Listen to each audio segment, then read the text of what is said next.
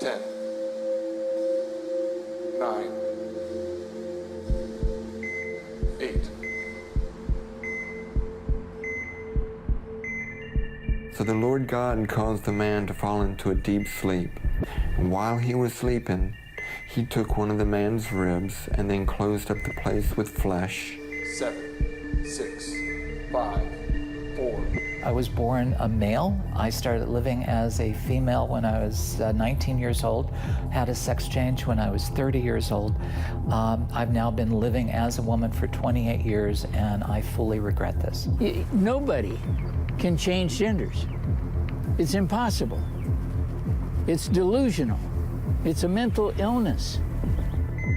Then the Lord God made a woman from the rib he had taken out of the man, and he brought her to the man. Once I finally had the surgery, I went, oh, this was the wrong thing to do. It was the wrong thing to do to cut off my male anatomy. The man said, "This is now bone of my bones and flesh of my flesh. She shall be called woman, for she was taken out of man. That is why a man leaves his father and mother and is united to his wife, and they become one flesh." The fact of the matter is that 40% of people who are attempting suicide are people who regret ever changing genders. Lift off, Falcon 9. Vehicle clear to 9.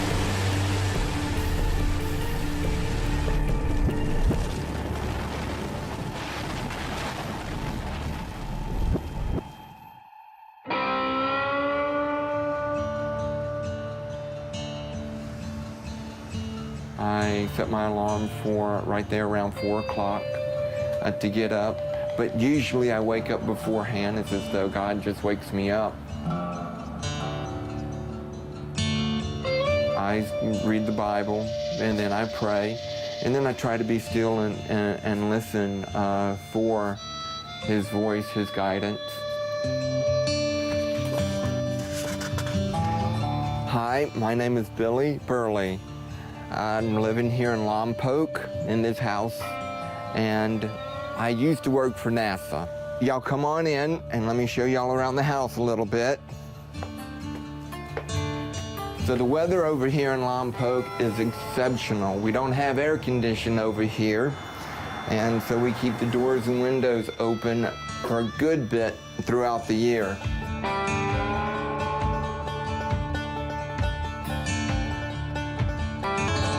I was a skinny, little, introverted kid. Had a speech impediment and tried to talk, but a lot of people didn't understand me. My body told me that I belong with the boys, but my thoughts, my mind was saying that I belonged with the girls. And I didn't know which way to go. I wanted to be like my sisters. I thought I should be like my sisters. And when my older sister started wearing makeup, I started playing with some of her makeup in the bathroom.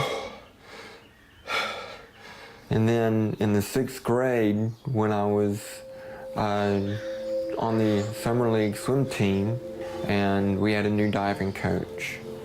Well, what he would do is, when he had a chance, he would play with me. He would fondle me and try to get me to have an erection and just continue to play with me. Carmelli, I'm gonna have to shut you into a room. Can we pause for just a moment? Yeah, sure. Come on, Carmel, let's get you into a room back here. You are gonna keep moving around. Come on. Quiet, bad dog, bad dog. Hold one moment. I will try to silence the dog. Dottie, Dottie, go lay down, lay down.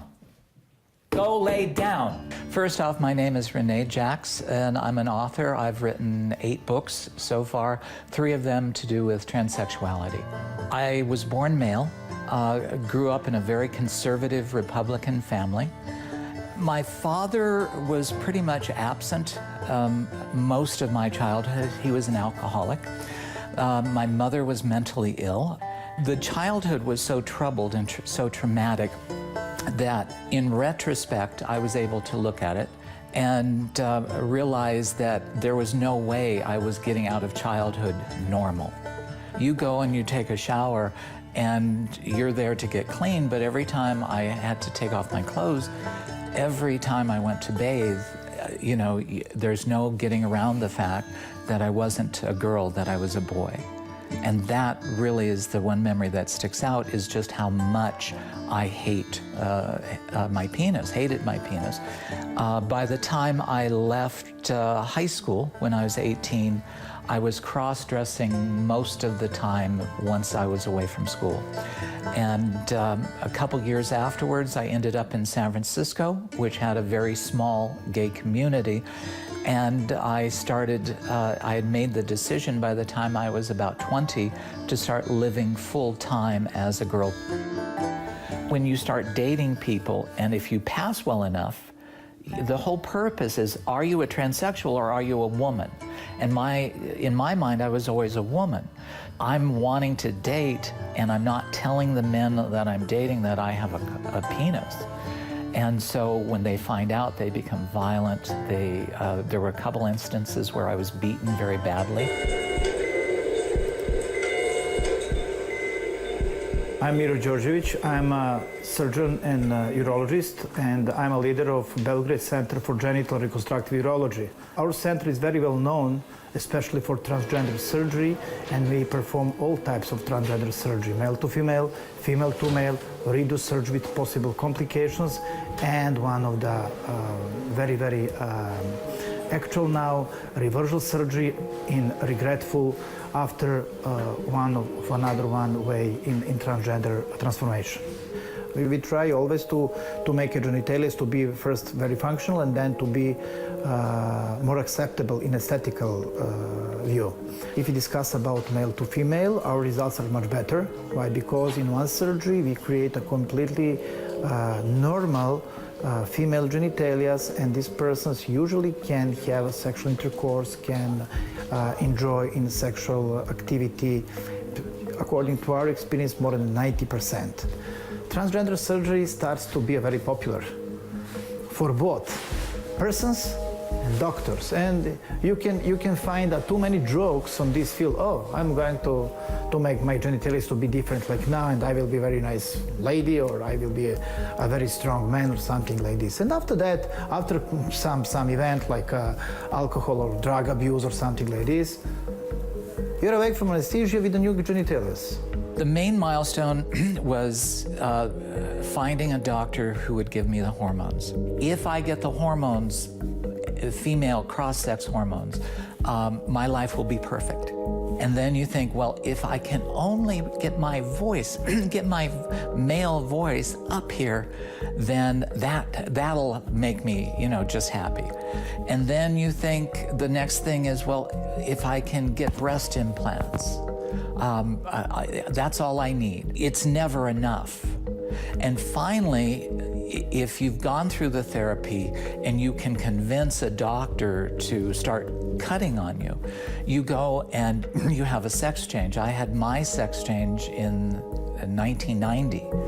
And in the back of my mind, I thought it might be like all the other stuff I had done, but I was hoping, just hoping that would make me feel complete.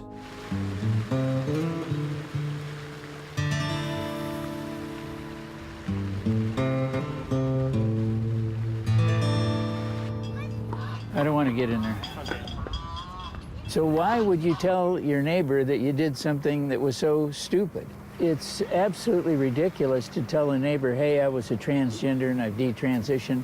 Pretty embarrassing to go through a gender change, to be that stupid, to believe that you can actually change genders. You got to be pretty ill-equipped to handle the truth.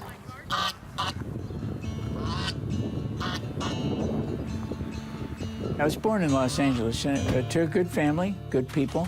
I was taken to my grandmother's house quite frequently as my parents liked to go away on the weekend. They liked to camp and fish. I somehow became interested at my grandma's house in cross-dressing, and I had mentioned something to her about that. So she decided to make me a purple dress and allow me to put it on and wear the dress. I finally got so interested and excited about wearing the dress that I got tired of waiting till I was going to go to Grandma's house to secretly cross-dress. So I snuck the dress home. Well, my mom found the dress. And so then Dad got upset. I was never allowed to go to Grandma's house again. The first step was I changed my name secretly when I was about 13 years old to Crystal. Probably in my late 20s, I started to talk to doctors about hormone therapy, and I began to take hormone therapy. 35 years ago, there wasn't much information, and we concluded that based on everything that was available at the time, that undergoing hormone therapy, further hormone therapy, and gender reassignment surgery would be the answer to resolve this, quote, gender identity disorder. That's when in April of 1983, I underwent the gender reassignment surgery by Dr. Biber in Trinidad, Colorado. It was amazing. I felt like the world had been lifted from my shoulders, and it was all really wonderful. The only thing I don't know is, was it all the medication from 5 hours of surgery that made me feel this way, or was it because I'd gone through the surgery? Because you're pretty heavily medicated. My female name at the time was Laura Jensen.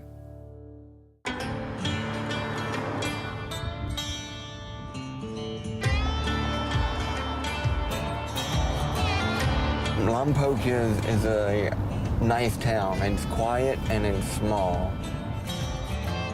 I was a little bit apprehensive going into surgery, but also a little excited too. Finally, we're at this point. And after going into surgery and then coming out of surgery and being in the elevator, I asked somebody, "Is it gone?" And they assured me that it was gone. And I was very relieved. I was losing a lot of blood through the surgical site. What they did was kept putting gauze into my new vagina, but I was excited. I was excited that finally this is done. This is now behind me. So now I'm starting my new life. I never had the full ability to have intercourse because the vagina that they make is so small. So anytime I tried to have intercourse, it was extremely painful and it wouldn't happen. So these surgeries are nothing more than plastic surgery. They don't create, the phalluses that they create for female to males are really hideous looking. I've had several female to male friends, and you look at it and you just go, oh God, you paid for that, it's horrible. The sex change didn't solve my discomfort. The doctors who are honest will say that the gender dysphoria is always there. And it's because the confusion is, it's not so much, it starts out being about your anatomy, but really what it's, you don't like yourself.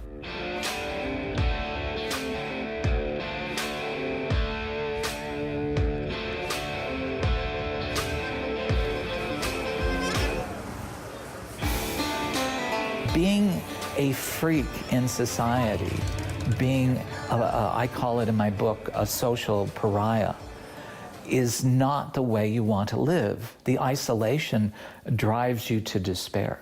And so, yeah, suicide is a big, big thing. Maybe you can remember exact day when you thought about committing suicide, and how did you stop yourself? Yesterday, I don't know. The first time was right before the surgery in 1990. And the only thing that kept me from doing it, quite honest, is I'm a coward at heart.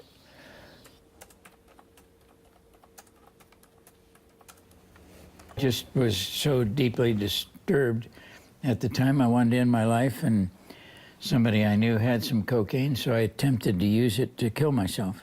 And it obviously didn't work, but my heart was pounding so hard after I took it that I thought it was going to come out of my chest.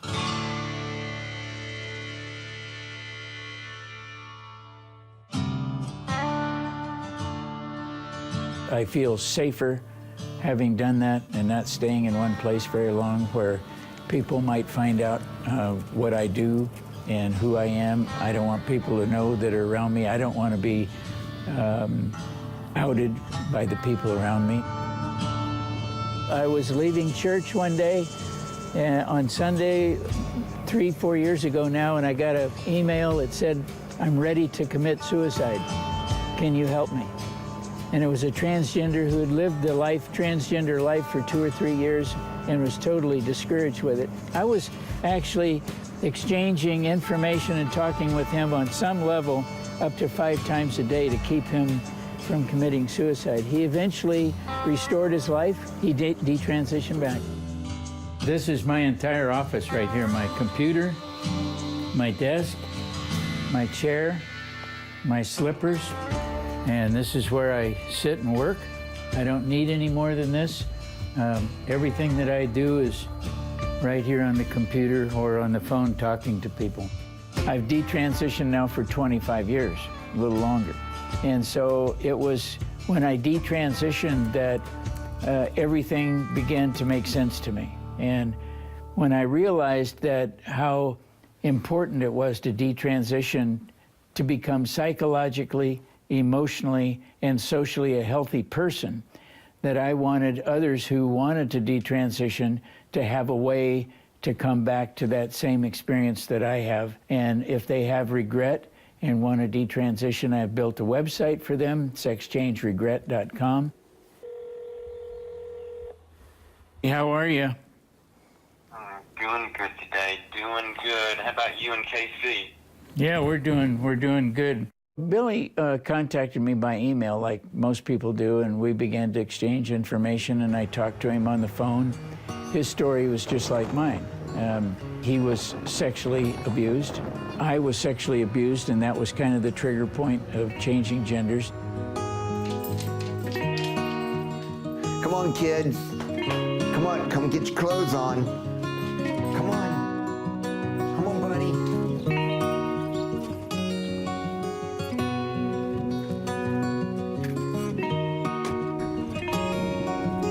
7 years after transitioning to a woman, I started thinking, okay, I've been doing this for 7 years now. My problems should have gone away by now, but they hadn't. And I actually had more problems at that point. Another problem is just trying to pass. I'm trying to do my hair just right, trying to do my makeup just right, trying to look just right to where people would not be uncomfortable, because you can see when people identify you as being transgendered. I was like, this isn't life. Nothing has really changed. I'm still struggling. I was better off as I was before the surgery, before the hormone treatment. So it was at that point, 5 years after the surgery, thereabouts, that I started to have thoughts about changing back. That's my student ID from LSU. That's when I was swimming at LSU. I had a really big Adam's apple, heavy brow ridge, pretty big jaw. This is the ID after I had SRS surgery.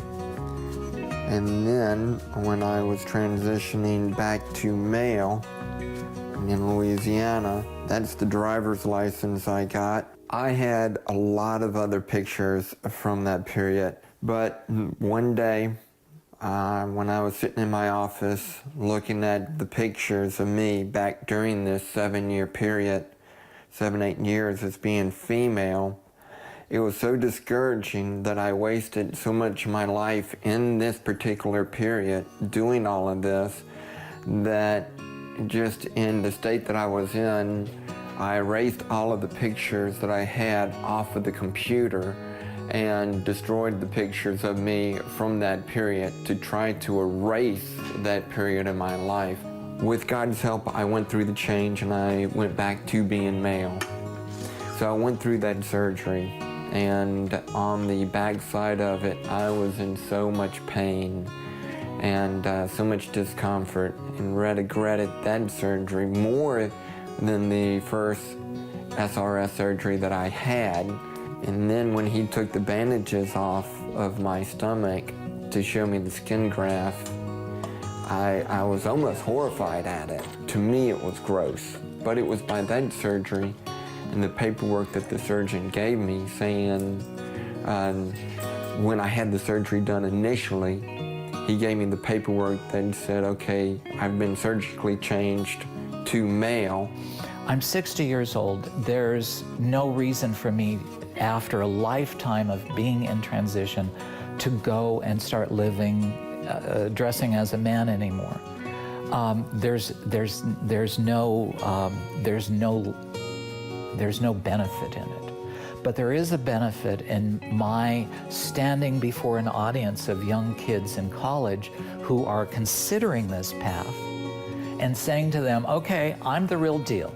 I started living as a woman when I was 20. I've lived 40 years of my life. I've had breast augmentation. I've had genital surgery. I've had 40 years of hormones. All of it has not made my life any better. It's never solved the problem. You break your left leg. You go into a doctor's office, and under the transsexual rule of medical treatment, they say, this is your new normal and we're gonna break your right leg too.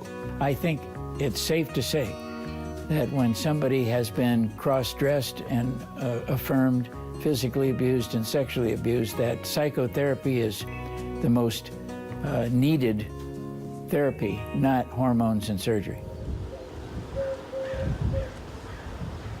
When I met Rachel, I was already legally a man again.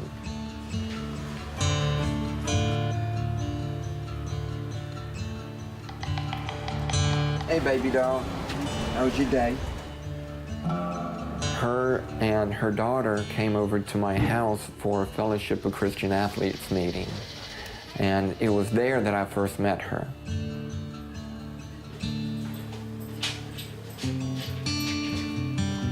And that was in 2010. And from there, I invited her for a coffee. And I didn't know what that meant.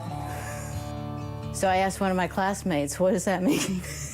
One of my younger classmates. So she said, well, that's a safe way for asking for a date or trying to meet up with somebody. I shared with her my past and what had happened and how I was. And at that time, she said, okay, let's be friends. We shared the same interests, like what I was saying. We both like doing, especially swimming, but triathlons, we liked hiking. I don't know, I know he will say he remembers one time we went on a hike and we sat down for a rest and on a bench, and I kind of sat close to him and put my head on his shoulder. And it was at that point I knew our relationship was changing, and that it was okay for me to start pursuing Rachel in a romantic way, and I did. Excellent. You're good. The intimacy between Rachel and me, with me being surgically altered, I cannot come to an orgasm. So Rachel and I, we enjoy intimacy. Oh, isn't that wonderful, fresh air? Fresh air is good. It is beautiful, and I'm praying for a little bit more rain, because if you notice up here, the green is starting to turn back to brown. He asked me pretty soon, after a few months, if I'd marry him. And I think I thought about it for not too long, maybe a week or two, and responded yes. My older daughter said it probably best is they wanted me to be happy.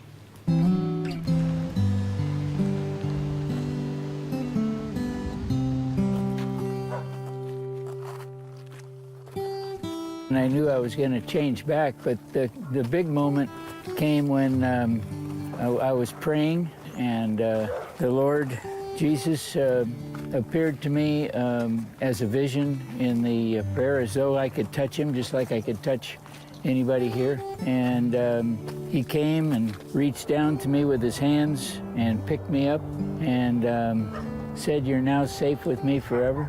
And it was at that moment that my life changed in a split second. Look at this, I'm healthy.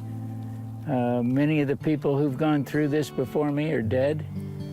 They're alcoholics. They're still struggling with their identity, and I'm alive and well and healthy and married for 21 years to my wife. That's redemption, restoration, and I'm helping other people. What other thing that's better in life when you're reaching out and helping other people with their life?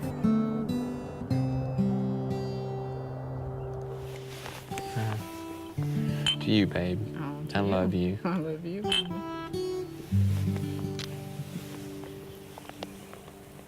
Did you taste it? It's kind of tough. It is. But it's still pretty. It's still pretty tasty. I am so happy I am the way I am now. Even though I have problems, I have a choice to let my problems burden me, or to look up, to see each day as a beautiful day, and just to enjoy life. In his hands, he's got you and me, baby. In his hands, he's got you and me, baby. In his hands, he's got the whole world in his hands.